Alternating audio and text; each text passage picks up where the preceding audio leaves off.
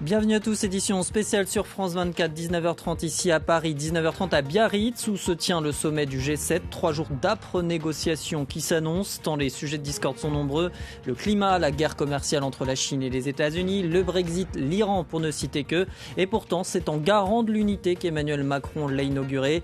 Angela Merkel, Donald Trump, Shinzo Abe, il a enchaîné les rendez-vous en tête-à-tête avant le début officiel du sommet. Les chefs de délégation des États membres doivent être reçus par le couple Macron, Emmanuel Macron et son épouse Brigitte Macron. À mes côtés, en plateau, Pascal Boniface, bonjour. Merci d'être avec nous. Vous êtes directeur et fondateur de l'IRIS, Institut de Relations Internationales et Stratégiques, auteur notamment de la géopolitique 50 fiches pour comprendre l'actualité. C'est aux éditions Erol. Et puis bien sûr, à Biarritz, notre envoyé spécial Bruno Darou. Rebonjour Bruno, c'est d'ailleurs avec vous que je vais commencer cette édition spéciale. Bruno, on sait les points de divergence, je le disais en introduction, entre notamment les présidents Macron et Trump. Pourtant, des deux côtés, dans l'après-midi, on se veut plutôt confiant. Est-ce que c'est un excès d'optimisme pour donner finalement une bonne affiche avant le début officiel de ce sommet ? Écoutez, en tout cas, c'est la méthode préconisée en quelque sorte par Emmanuel Macron qui croit beaucoup aux liens personnels et le fait de recevoir en premier le président Trump, de lui souhaiter la bienvenue en lui expliquant qu'il était a very special guest, un invité très spécial dans la courte séquence qui a été organisée devant les caméras avant que ce déjeuner improvisé ne commence. Évidemment, en tout cas, côté français, il y a une volonté d'apaiser les choses, de déconflicter, comme on dit dans l'entourage du président de la République, les relations avec les États-Unis sur un certain nombre de dossiers. Et ce déjeuner en tête-à-tête, improvisé donc, a duré 2 heures, ce qui est très long. Les deux hommes ont pu aborder tous les sujets de convergence et évidemment les sujets de désaccord, qu'il s'agisse des relations commerciales bilatérales, qu'il s'agisse évidemment du climat, de l'Iran ou encore de la situation en Amazonie. Et on va en parler plus longuement. Justement, Pascal Boniface, Donald Trump a raison, il y a une relation spéciale entre le président des États-Unis actuel et le président français, Emmanuel Macron. C'est sur la corde sur laquelle Emmanuel Macron joue depuis son élection, en disant le président Trump est là, que l'on aime ou qu'on ne l'aime pas, il est jusqu'en 2020, donc on devra faire avec jusqu'en 2020, voire plus, selon la décision des électeurs américains en novembre prochain. Mais en même temps, cette politique montre cette limite. Parce que, sur le fond, la France n'obtient pas grand-chose. Et on peut dire que la politique, disons, de câlinothérapie d'Emmanuel Macron à l'égard de Donald Trump, peut-être permet d'arrondir un peu les angles, de mettre de l'huile dans les rouages, mais ne produit pas de résultats concrets sur les positions américaines. Et sur les grands dossiers qui sont discutés, on peut craindre que Donald Trump, même s'il le fait cette fois-ci en souriant, ne change pas d'avis, qu'il s'agisse du dossier iranien. On verra ce qu'il en sera sur la taxe sur les vins et sur l'imposition. Mais je doute également que sur la guerre commerciale qui se profile avec la Chine, il pourra changer de position. Mais ce ne sera pas à Biarritz qui le fera. Mais précisément, vous évoquiez le dossier iranien. Emmanuel Macron a toujours voulu être le médiateur dans ce dossier. Il a reçu hier Javad Zarif, le ministre iranien des Affaires étrangères, à l'Élysée. Aujourd'hui, G7 oblige, il est avec Donald Trump. Il entend vraiment câliner, comme vous disiez, des deux côtés pour essayer de parvenir à une entente. Alors non pas la France et les pays européens, en fait, c'est également le cas du Royaume-Uni jusqu'ici. On verra ce que Boris Johnson fait. Mais également Angela Merkel ont toujours voulu garder le contact avec l'Iran. Et ils ont tous les trois condamné la rupture de l'accord nucléaire iranien par Donald Trump et aussi les menaces et la réalité de l'embargo imposé de fait par Donald Trump à l'égard de l'Iran. Et donc le contact avec l'Iran est toujours très fort et en même temps il n'y a pas d'intermédiation entre l'Iran et les États-Unis parce que Donald Trump décide en grande partie pour des raisons électorales et en tous les cas pour des raisons nationales, quelle est sa politique à l'égard de l'Iran. Et d'ailleurs, il a dit très vertement que c'était pas à la France de se mêler de la politique américaine à l'égard de l'Iran. Alors la France voulait juste maintenir un contact et Donald Trump a balayé cela assez brutalement dans un tweet dont il a le secret. Vous évoquiez le Royaume-Uni, un autre thème sera évoqué avec ce G7, c'est le Brexit. un thème un peu accessoire pour ce G7, mais tout de même évoqué. Boris Johnson qui a été reçu par Angela Merkel donc, cette semaine, puis par Emmanuel Macron. Là encore, on a Emmanuel Macron qui est un peu entre deux feux, puisque finalement, Boris Johnson et Angela Merkel essayent d'avoir un accord sous 30 jours. En tout cas, c'est la volonté d'Angela Merkel. Emmanuel Macron, lui, est plus inflexible finalement, moins conciliant. Oui, effectivement, il a une position peut-être plus ferme à l'égard du Royaume-Uni qu'à l'égard des États-Unis, puisque là, il a dit lui-même qu'il endossait le rôle du mauvais gars, de celui qui le exigeait... plus dur de la bande, ce sont ces termes. Le plus dur de la bande par rapport à Angela Merkel, très inquiète pour les exportations automobiles à la direction du Royaume-Uni. Les implications économiques sont complètement différentes entre Berlin et Paris. Bon. Et donc là, il dit non, il y a quand même des choses qui ont été faites, on ne veut pas revenir en arrière, on ne peut pas réouvrir la négociation. Boris Johnson doit venir avec l'espoir de faire une sorte de tandem avec Donald Trump et d'essayer de montrer qu'il peut passer d'un ensemble européen à une alliance spéciale avec les États-Unis. Alors peut-être que Donald Trump a intérêt à afficher une bonne entente avec Boris Johnson parce qu'en fait, son but est quand même d'affaiblir l'Union européenne, mais je doute que Boris Johnson, par la suite, obtienne quoi que ce soit de mirifique de la part des États-Unis, puisque pour Donald Trump, il n'y a pas d'allié, même que la relation spéciale avec Londres, elle est importante pour gêner l'Union européenne, mais pas pour faire plaisir au Royaume-Uni. Ce ne sera peut-être pas à Biarritz que tout cela, en plus, va se décider. Bruno Darroux, vous êtes toujours avec nous depuis Biarritz. On l'évoquait, donc la présence de Boris Johnson, le tout nouveau Premier ministre. C'est aussi une vitrine pour lui, puisque c'est son premier grand rendez-vous international, en quelque sorte. Et d'autant qu'avec Emmanuel Macron, il va falloir, qu'importe le Brexit finalement, maintenir ces relations bilatérales dont parlait à l'instant Pascal Boniface, maintenir de bonnes relations bilatérales, puisque Londres est un allié indéfectible de Paris. Ah bah oui, c'est sûr, sur de nombreux dossiers diplomatiques et voire même en termes de coopération militaire, les relations entre Londres et Paris doivent absolument être sauvegardées. Alors, les deux hommes, Boris Johnson et Emmanuel Macron, ne se sont pas encore rencontrés en bilatéral, mais évidemment, ça va se produire. Emmanuel Macron peut être quelque peu rassuré par les premières déclarations de Boris Johnson, à l'exception peut-être évidemment du Brexit, puisque là, Boris Johnson a répondu assez vertement au président du Conseil européen, Donald Tusk, à propos évidemment du fameux filet de sécurité, mais que ce soit sur les tensions commerciales actuelles ou que ce soit sur le dossier iranien, eh bien de ce point de vue, Boris Johnson reste sur les positions britanniques qui sont très proches de celles de la France. Un autre grand thème que vous évoquiez tout à l'heure, Pascal Boniface, c'est cette guerre commerciale entre la Chine et les États-Unis. On voit mal, là encore, comment Emmanuel Macron va pouvoir, même s'il est l'hôte de ce G7, s'imposer et régler finalement. On ne peut pas régler le problème entre la Chine et les États-Unis comme ça lors d'un G7. Pour plusieurs raisons. D'une part, d'autant que la Chine n'est pas présente. Donc voilà. Précise. Et puis, ce n'est pas seulement un affrontement commercial. C'est aussi un affrontement stratégique parce que, en fait, Trump a peur, comme l'establishment américain, de se voir doublé par la Chine. Et s'il y a quelque chose qui unit républicains et démocrates aux États-Unis, c'est cette peur d'une réalité future, de voir la Chine devenir la puissance numéro 1 et donc détrôner la place que les États-Unis occupent depuis 1945.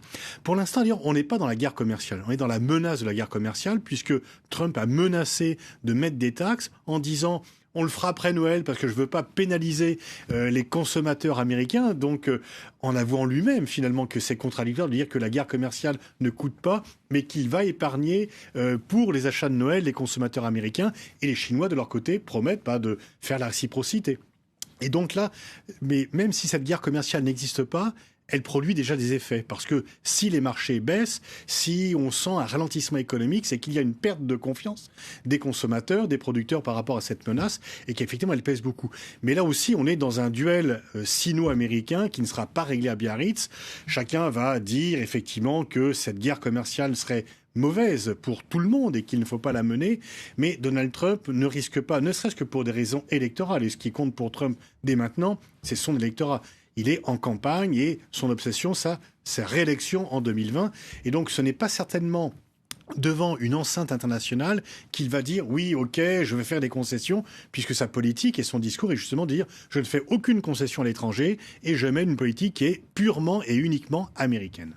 Bruno Darou, depuis Biarritz, toujours. Dans son discours introductif, dans son allocution aux Français avant d'ouvrir ce G7 officiellement, Emmanuel Macron l'a rappelé, l'importance de l'économie mondiale. On est évidemment au G7. Et c'est vrai que la lutte contre les inégalités, par exemple, ça a été c'est le thème officiel de ce sommet cette année. Oui, absolument. C'est un des grands thèmes officiels de cette année. Il en sera d'ailleurs largement question demain après-midi. La lutte contre les inégalités, notamment évidemment au sein des pays du G7, mais aussi sur l'ensemble des pays de la planète. Et avec un continent qui est cher au cœur d'Emmanuel Macron et qu'il a mis au centre de ce G7, c'est l'Afrique. Donc réduire les inégalités, réduire notamment les inégalités entre hommes et femmes. Il y aura toute une séquence consacrée à l'entrepreneuriat féminin en Afrique. Comment permettre aux femmes africaines de devenir entrepreneurs? Et on annonce le déblocage d'une enveloppe de 42 milliards de dollars. Reste à voir bien sûr qui financera cette enveloppe et comment elle sera concrètement appliquée. Mais la lutte contre les inégalités, effectivement, est un des thèmes majeurs de ce sommet du G7. Plus généralement, concernant l'économie mondiale, Emmanuel Macron explique donc que les tensions commerciales, effectivement, sont mauvaises pour tout le monde et qu'il faut tout faire pour relancer l'économie. Alors on va reparler un petit peu plus longuement de ces inégalités en évoquant l'Afrique dans quelques instants. Mais je voudrais revenir justement sur cette rencontre actuellement. Est-ce que cette rencontre reste pertinente justement? Est-ce qu'elle est encore crédible quand on n'a pas des pays comme la Chine ou encore la Russie aussi actifs sur d'autres dossiers? Je pense à la Syrie, mais pas que. Bien sûr. Effectivement, le G7, les pays qui font le G7 ne dominent plus le monde comme ils l'ont fait à la création. Et par rapport au but initial, création de Giscard d'Estaing qui voulait des réunions informelles entre dirigeants pour éviter le retour au protectionnisme, pour éviter, et par des décisions informelles, gagner la confiance. C'est maintenant un grand barnum. 13 000 policiers pour protéger le sommet. Le premier à Rambouillet, il y avait quelques gendarmes. On n'est pas du tout dans la même configuration. Les enjeux ont changé aussi. C'est surtout la tension qui est changée et puis cette réunion informelle est devenue un grand barnum préparé de longue date par des dizaines de conseillers avec un travail préparatoire très très fort. Et en même temps, c'est toujours un club occidental, sauf que ce club occidental n'est plus vraiment un club. Quand vous avez celui qui devrait en être le leader, qui renie l'idée même d'une alliance avec les autres pays. Et donc le problème d'un club occidental, lorsque c'est Donald Trump qui est président des États-Unis et qui pense qu'il a plutôt affaire à des vassaux qu'à des alliés, qu'il n'a pas à faire des compromis avec les autres pays de son propre camp, ça perd de sa pertinence. En même temps, on ne peut pas dire qu'on a un excès d'exercice diplomatique en ce moment et que finalement le fait de au moins mettre sur la table les grands dossiers du moment, d'attirer l'attention du public sur ces grands dossiers, d'essayer de trouver au moins des voies de progrès, finalement, il ne faut pas s'attendre des miracles à ce G7, il n'y aura même pas de communiqué final. Les promesses qui seront faites, il faudra voir si elles sont suivies des faits. Parce que très souvent, il y a des annonces, notamment sur les chiffres, qui sont donnés d'aide et qui ne sont pas vérifiés par la suite. Mais au moins, on met le focus sur des points essentiels. Donc, il ne faut pas attendre de solutions à court terme, mais ça permet quand même d'appuyer sur la conscience des enjeux à venir. Alors que vous parlez, on découvre à l'image les images donc de Emmanuel Macron et de son épouse Brigitte Macron qui attendent donc d'une minute à l'autre au phare de Biarritz que l'on voit là à l'écran les différents chefs d'État et de gouvernement pour lancer finalement officiellement ce sommet du G7. Alors 7 pays évidemment, le G7, mais également on l'évoquait il y a quelques instants avec Bruno, la présence de 5 pays africains et ça c'était une volonté, Pascal Boniface, d'Emmanuel Macron justement d'élargir pour répondre à ces besoins actuels. Et l'Afrique, c'est important pour la France et c'est important pour l'économie aussi. Oui, bien sûr, parce que c'est aussi l'avenir de la globalisation qui se joue là. C'est un continent qui a quand même... L'Afrique est notre plus proche voisin, pardon, je vous coupe, c'est ce qu'a déclaré tout à l'heure Emmanuel Macron dans son discours introductif. Et il a mis son quinquennat sous le signe d'une nouvelle définition des relations avec l'Afrique. Il a tenu un engagement, il veut tenir un engagement d'augmenter l'aide publique au développement dans un effort global de réduction des budgets. L'Agence française pour le développement a vu ses moyens très significativement augmenter. Donc effectivement, Macron, dans des discours répétés, veut placer l'Afrique au centre des priorités, à la fois pour des questions économiques, mais également pour des questions culturelles et stratégiques. Il y a quand même le G5 Sahel, qui est aussi un élément important. Bref, il y a plusieurs façons de regarder l'Afrique. Et c'est vrai que la France veut être une sorte d'intermédiaire entre le reste du monde et l'Afrique. Et là, il y a une carte très spécifique qu'Emmanuel Macron veut jouer. On se rappelle de ses différents déplacements en Afrique et de l'insistance qu'il met sur le développement des relations avec l'Afrique et sa volonté de présenter l'Afrique comme l'avenir de la globalisation. Alors que vous parlez, on voit Emmanuel Macron et son épouse qui reçoivent le couple Tusk, Donald Tusk et donc son épouse, le président du Conseil européen, les arrivées qui se font au fur et à mesure. On va écouter justement Emmanuel Macron parler de cette relation à l'Afrique et on en parle juste après avec vous, Pascal Boniface, et avec Bruno Darou depuis Biarritz. Nous aurons des initiatives fortes et nouvelles pour l'Afrique. Parce que j'ai aussi voulu mettre l'Afrique au cœur de ce G7. L'Afrique, c'est notre voisin le plus proche. C'est notre quotidien d'aujourd'hui et de demain. Et donc, nous allons aussi investir fortement sur ce sujet avec nos partenaires africains. Des partenaires africains, Bruno Darou, très importants économiquement, mais aussi, on l'évoquait avec Pascal Boniface, sur la question de la sécurité, on pense au G5 Sahel. Il en sera plus longuement question demain, dimanche, avec une conférence de presse, notamment du président burkinabé Kaboré, qui préside lui-même le G5 Sahel. On sait par exemple que la France, évidemment, joue un rôle clé dans cette défense de la région africaine. Oui, bien sûr, avec notamment l'opération Barkhane. Mais en fait, Emmanuel Macron poursuit deux objectifs dans ce sommet concernant l'Afrique. D'une part, aider l'Afrique à se développer. Donc ça, c'est tout le volet notamment qui va promouvoir l'entrepreneuriat féminin, ce qui permet aussi de lutter contre les inégalités et en permettant aux femmes d'accéder à l'économie réelle, en quelque sorte, de développer du coup l'économie de ces pays. Ça, c'est le premier volet. Et puis le deuxième volet, c'est aider l'Afrique à se stabiliser et à lutter contre la menace djihadiste, ce qui est aussi une façon pour la France et plus généralement pour l'Europe de se rendre service. Et d'ailleurs, concernant le G5 Sahel, à ce sommet du G7, eh bien, l'Allemagne, Angela Merkel, va s'associer assez fortement à la France. L'Allemagne devrait s'engager à aider les forces de sécurité des États de la région Sahel à augmenter leur efficacité. Alors Emmanuel Macron, Bruno, a aussi imposé en dernière minute finalement ce sujet, l'Amazonie et plus globalement celui du climat, avec donc ces feux qui ravagent la forêt amazonienne, mais plus généralement, je le disais, le climat. Il a tenu à imposer ce sujet parce que justement c'est un enjeu là aussi qu'il faut prendre, pas seulement à 7 pays industrialisés, mais avec justement des dirigeants, plusieurs dirigeants, dont l'Inde, mais pas seulement. Oui, cela dit, Anthony, le G7 devait être un sommet éco-responsable. Hein.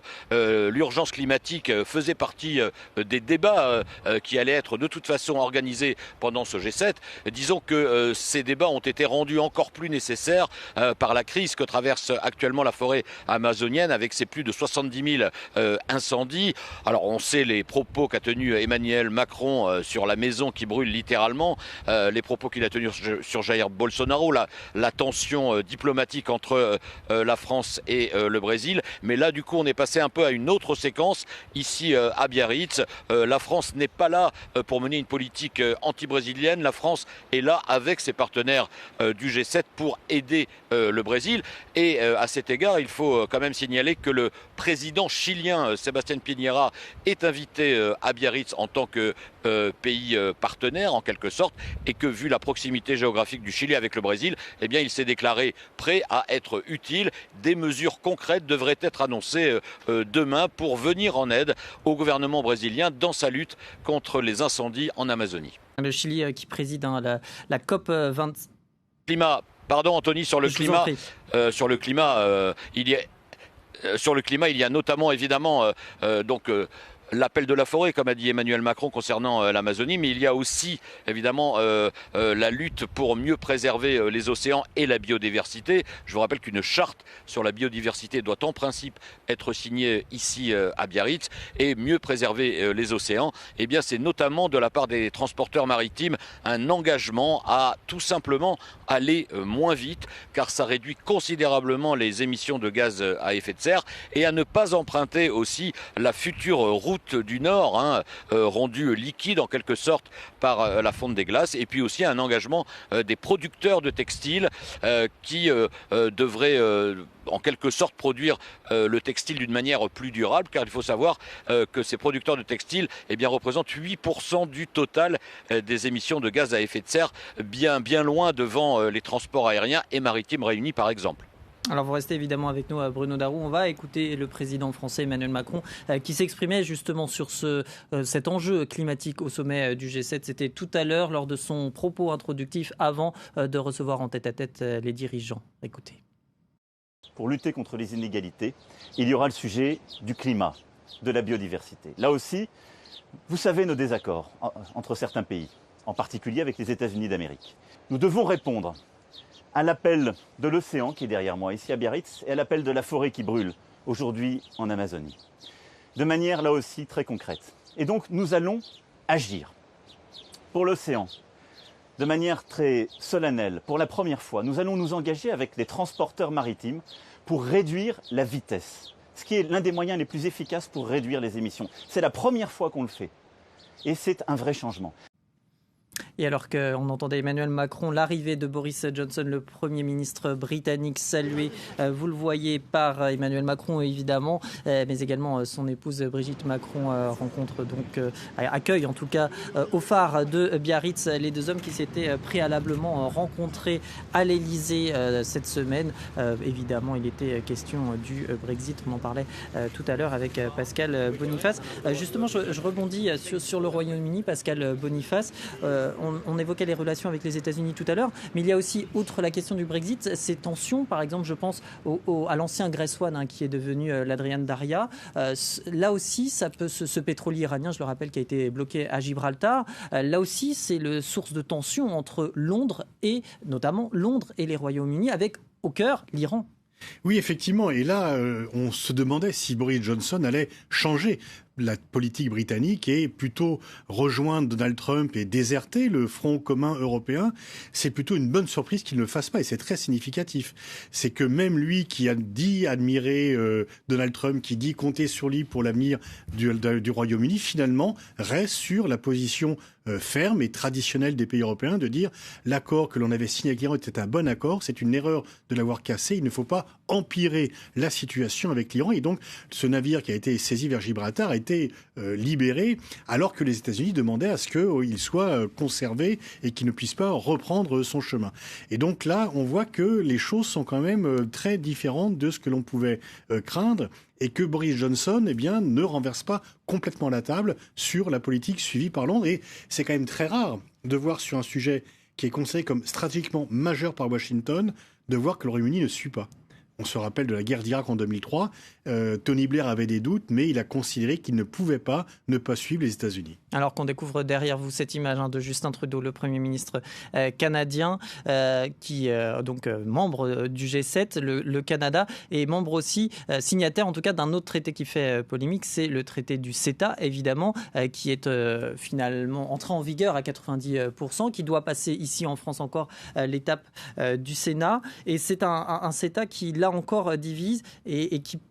Et on envisage, là encore, pardonnez-moi, mais difficilement que le G7 et plus généralement les pays membres signataires du CETA se mettent d'accord, là encore, sur... Non, mais là, il y a plutôt des négociations peut-être entre les pays européens et le Canada. C'est vrai que Justin Trudeau, pour la défense du multilatéralisme, c'est plutôt un allié de la France, de l'Allemagne. On se rappelle comment Donald Trump l'avait maltraité l'an dernier lors du dernier G7 qui avait lieu au Canada. Et donc, il y a un intérêt pour les dirigeants européens à ne pas maltraiter Justin Trudeau, qui par ailleurs a des difficultés politiques intérieures. Et c'est aussi la particularité du G7, c'est qu'on a un Boris Johnson qui vient d'arriver au pouvoir, un Italien qui n'y sera bientôt peut-être plus Giuseppe parce Conte, qu'il a démissionné, et aussi une chancelière allemande qui est plutôt en fin de parcours, et un Premier ministre canadien qui a des difficultés et qui doit attendre le sort des urnes l'an prochain. Un CETA, Bruno Darroux, très critiqué, mais pas seulement, notamment à quelques kilomètres de là où vous vous trouvez, c'était à Hendaye, à Irun, Hendaye côté français, Irun côté espagnol, avec notamment des altermondialistes, des écologistes, pour un contre-sommet, car eux aussi ont voulu donner de la voix alors que le G7 se tenait à Biarritz. Oui, alors évidemment, je n'ai pas pu suivre ces manifestations, puisque moi je suis à l'intérieur du bunker de Biarritz, en quelque sorte, puisque la ville est littéralement transformée en place forte. Pascal Boniface le disait tout à l'heure, 13 000 policiers, les habitants restent chez eux, mais effectivement, à Hendaye notamment, il y a eu des manifestations. Alors il y a eu quelques heurts, mais globalement, les manifestations se sont plutôt déroulées dans le calme, même si on connaît les arguments de ces mouvements altermondialistes, anticapitalistes, voire parfois un peu plus violents. Globalement, tout cela s'est passé dans le calme. Mais honnêtement, je n'ai pas particulièrement suivi évidemment ce côté-là, ce contre-sommet ici à Biarritz. Merci Bruno Darroux, vous restez avec nous. Vous allez bien sûr continuer à suivre ce G7 et ses arrivées qui se continuent au phare de Biarritz. Une dernière question peut-être, Pascal Boniface, pour vous. On a évoqué tout à l'heure la présence de l'Inde concernant le climat, puisque c'est vrai que c'est l'un des principaux pays émetteurs de gaz à effet de serre dans le monde. Mais il y a aussi la présence de l'Inde rattrapée par l'actualité. Je pense à l'autonomie constitutionnelle révoquée au Cachemire indien. Vous pensez par exemple que Donald Trump, Emmanuel Macron, pour ne citer que, vont pouvoir, là encore, convaincre l'Inde, non, en tout parce cas, que faire Donald quelque chose. Trump s'en fiche un peu et que Emmanuel Macron a dit que c'était un problème à régler entre l'Inde et le Pakistan, alors que le Pakistan... Il a reçu, je précise, voilà, Narendra Modi à alors que justement le Pakistan voudrait que le sujet soit international, parce que la relation bilatérale entre l'Inde et le Pakistan est bien sûr en faveur de l'Inde par rapport au poids spécifique de ces deux pays.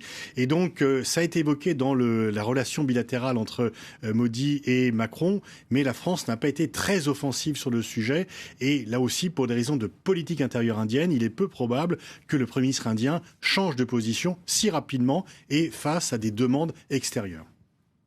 Merci beaucoup Pascal Boniface d'avoir été avec nous pour cette édition spéciale consacrée au G7 et les différents chefs d'État et de gouvernement qui continuent d'arriver au G7, donc ce sommet du G7 en France, ici à Biarritz, au phare de Biarritz plus précisément, où Emmanuel Macron et Brigitte Macron attendent donc les différents chefs d'État et de gouvernement. On a vu arriver le Premier ministre britannique Boris Johnson, le Premier ministre canadien Justin Trudeau ou encore tout à l'heure le président du Conseil italien Giuseppe Conte. Et alors qu'arrive la voiture du Premier ministre japonais Shinzo Abe, le Japon membre lui du G7. On se quitte sur ces images. Donc merci Pascal Boniface d'avoir été avec nous ici à Paris. Merci à vous Bruno Darroux depuis Biarritz. Merci à vous de votre fidélité. Vous restez avec nous. Un prochain journal, c'est dans quelques minutes.